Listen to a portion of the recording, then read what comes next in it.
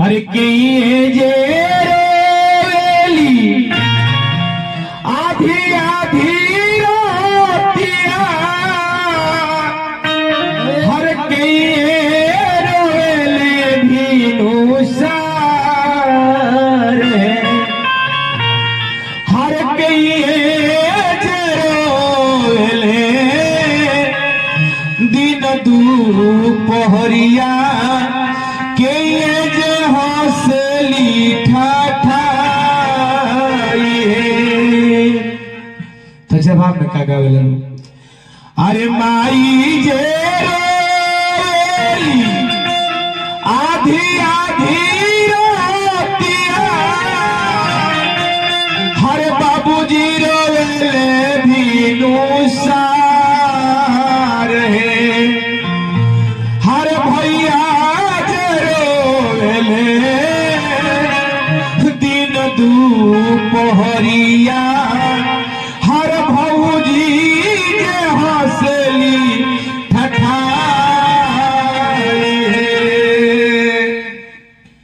अकेले कहेली बेटी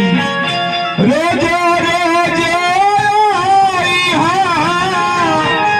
हकेले कहेले छौ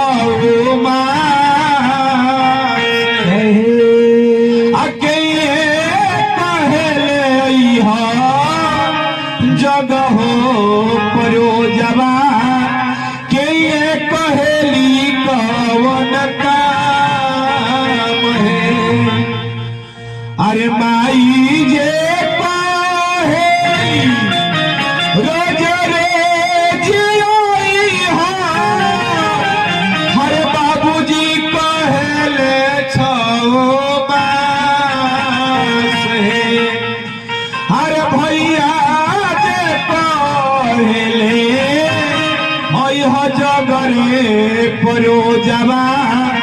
भौजी कहेली कवन काम है हर भैया जे कहेले जगरे परो जवा